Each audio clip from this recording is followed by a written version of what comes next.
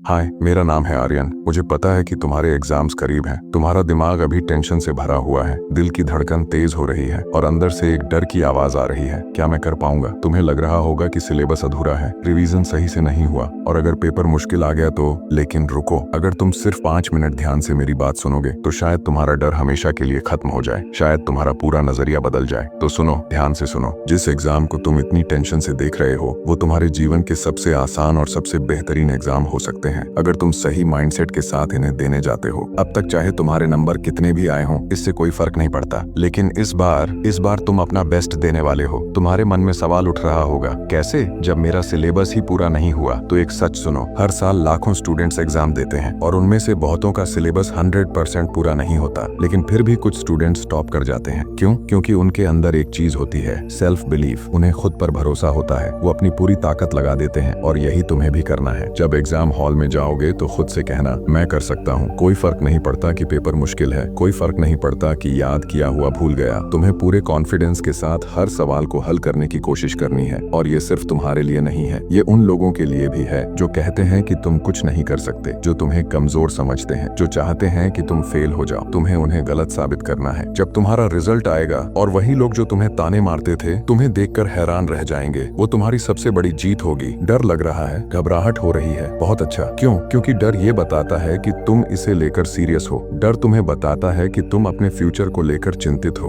डर तुम्हें मेहनत करने के लिए मजबूर करता है। तो अब डर को दुश्मन मत समझो, इसे अपनी ताकत बनाओ। तुम सोच रहे होगे, अगर मेरे मार्क्स अच्छे नहीं आए तो मेरे पेरेंट्स क्या सोचेंगे। तो सुनो, एक कड़वा सच बताता हूँ, आज से 3-4 साल बाद तुम्हारे पेरेंट्स को तुम्हारे मार्क्स से कोई फर्क नहीं पड़ेगा। हाँ, अभी वो गुस्सा कर सकते हैं, डांट सकते हैं, लेकिन असल में उन्हें तुम्हारे नंबर की चिंता नहीं है। उन्हें सिर्फ एक ही चीज चाहिए, वो चाहते हैं कि तुम मेहनत करना सीखो। अगर तुमने मेहनत करना सीख लिया तो समझ लो तुम जीत चुके हो। अब सोचो, पिछले कुछ दिनों में तुमने कितनी मेहनत की है, कितनी रातें बिना सोए पढ़ाई की, कितनी बार खुद को पुश किया, कितनी बार लगा कि अब और नहीं पढ़ सकता, लेकिन फिर भी पढ़ाई जारी रखी। अगर तुमने इतनी मेहनत की है तो खुद पर गर्व करो। अभी अपने कंधे पर हाथ रखो और खुद से कहो, yes, I am proud of my self. Life में हमेशा 2 ऑप्शन होते हैं, एक, अभी मेहनत कर लो, 2, बाद में पछताओ। अभी तुम्हारे पास समय है, चाहे तुम्हारे एग्जाम 2 घंटे में हो, 10 घंटे में हो, 2 दिन में हो, 10 दिन में हो, तुम्हारे पास हमेशा एक चॉइस होती है, या तो अभी मेहनत कर लो या फिर जिंदगी भर पछताओ कि काश मैंने थोड़ा और पढ़ लिया होता। तुम क्या चुनोगे? जब तुम एग्जाम हॉल में जाओगे तो ये याद रखना, असली योद्धा वही होता है जो आखिरी समय तक लड़ता है। कोई फर्क नहीं पड़ता कि तुमने कितना पढ़ा है, कोई फर्क नहीं पड़ता कि पेपर कितना मुश्किल है, तुम्हें आखिरी मिनट तक लिखना है। तुम्हें हर सवाल का जवाब देने की कोशिश करनी है। क्यों? क्योंकि तुम्हें अपने लिए, अपने माता पिता के लिए और उन लोगों के लिए लड़ना है जो तुमसे उम्मीद लगाए बैठे हैं। अगर एग्जाम के दौरान तुम्हें लगे कि अब हिम्मत नहीं बची, अगर तुम्हें लगे कि अब दिमाग काम नहीं कर रहा, तो एक पल के लिए अपनी आंखें बंद करना,